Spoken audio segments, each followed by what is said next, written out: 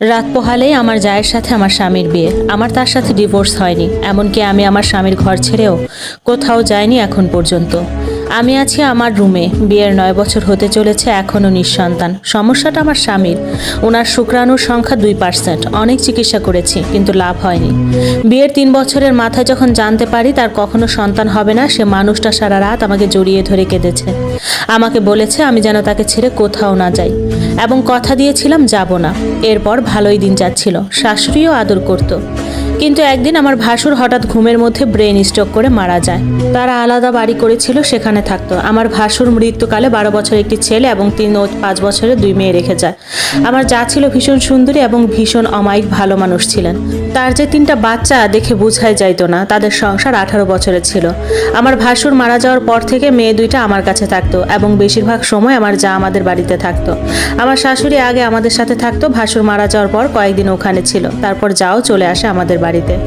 বাড়িটা আমার স্বামীর করা ছিল। আমার শ্বশুরের জায়গার উপর একতলা বাড়ি করেছিল আমার স্বামী।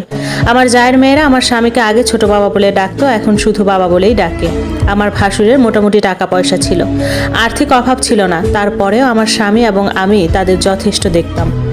ভাসুর মারা যাওয়ার পর থেকে বাচ্চাগুলো আমার স্বামীকে ছাড়া কিছুই বুঝতো না। আমি বিষয়টা আমলে নিয়েও নেই নাই। আমার দিন বাড়ির আঙিনায় হাঁস মুরগি গরু লালন পালন করায় চলে যেত। আমি ঘরের সব কাজ করতাম। আমার ভাসুর মারা যাওয়ার পর রাতের বেলা আমার স্বামী ভাসুরের মেয়েদের সাথে থাকতো, কারণ ওরা বাবার জন্য কান্না করতো। তখন আমার বিছানায় এসে ঘুমাতো। আমার বিছানাটা এত বড় ছিল না, তখন ওরা দুজন সহ আমার স্বামী খাটে শুইলে আমি নিচে ঘুমাতাম। এর কয়েকদিন পর 12 বছরের ছেলেটা এসেও আমার স্বামীর সাথে ঘুমাতো। আমি তখন অন্য রুমে ঘুমাতাম। এভাবে আস্তে আস্তে তৈরি হলো আমার স্বামীর সাথে আমার দূরত্ব। আমার ভাসুর মারা যাওয়ার বছরখানেক পার হওয়ার পর খেয়াল করলাম আমার শাশুড়িও আমাকে তেমন দেখতে পারে না। সব কিছুতে বড় ভাবিকে প্রাধান্য দেয়, এবং আমার স্বামীও আমাকে গুরুত্ব দিত না এবং সময় দিত না। সব কিছুতে ভাবি ভাবি করত। আমার বড় যা হচ্ছে আমার শাশুড়ির বোনের মেয়ে। আমার শাশুড়ি তার বোনের মেয়েকে আনছে তার বড় ছেলের জন্য, আর আমার স্বামী আমাকে পছন্দ করে পারিবারিকভাবে বিয়ে করেছে। এজন্য অবশ্য প্রথম প্রথম আমার শাশুড়ি আমাকে তেমন পছন্দ করতো না।